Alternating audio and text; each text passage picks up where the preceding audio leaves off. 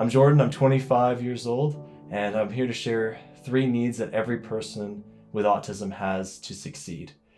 To give you a little background about me, when I received my diagnosis, I got it very young. My mother had seen some early delays in my physical walking and talking ability.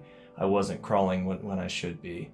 I wasn't talking, saying words, or doing anything. I was just kind of sitting there, and it made her very concerned. She took it to the doctors, had to go through several doctors to finally figure out what was going on, and that's when we got the diagnosis of autism.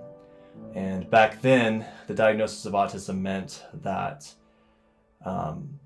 it was a very good shot that I would never communicate. That's what my parents were told, and my father was even told not to save for college because I would never make it that far.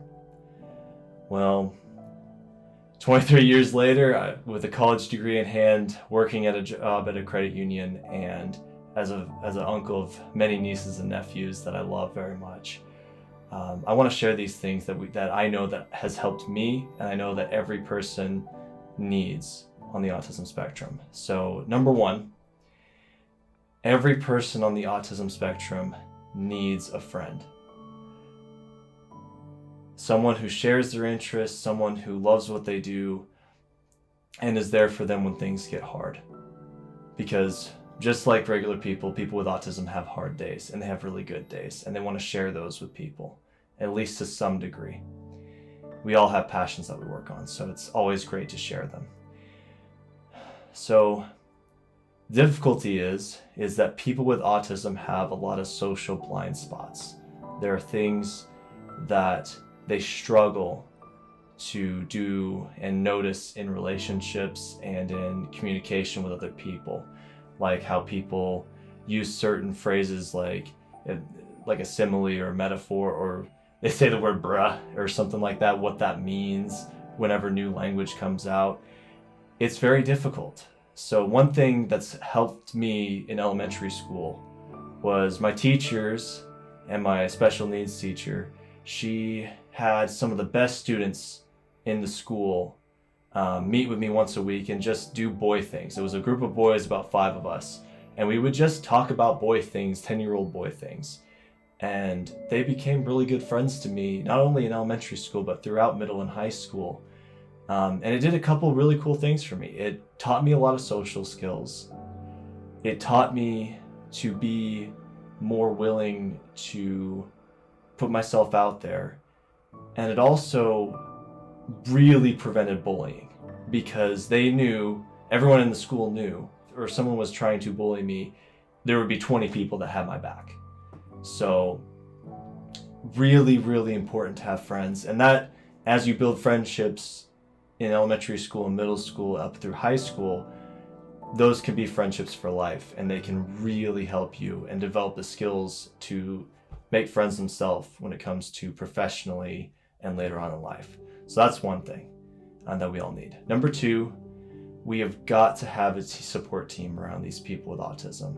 I had an amazing one, thankfully. It was started really early. As soon as I was diagnosed, I had a couple of therapists that were at our house, and they were just super helpful.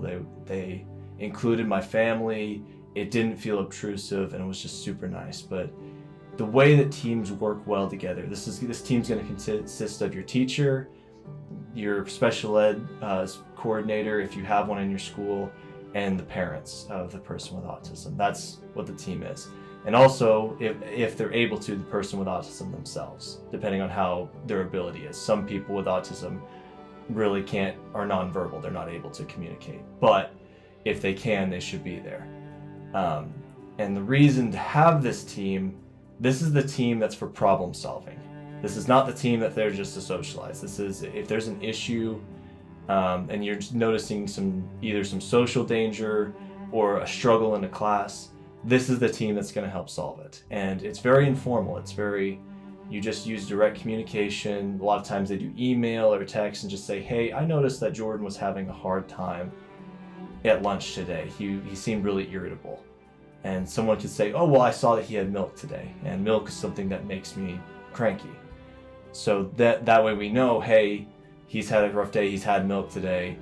We can prep for that a little bit. Or, hey, there's a class that Jordan's in that's really loud, and the sensory overload is too much for him as a person with autism. What options do we have here? Is this something that he needs to be able to go out for a few minutes in the classroom, out of the classroom if it gets too loud? Or maybe there's another period that we could switch him into. Just things like that. Look for solutions.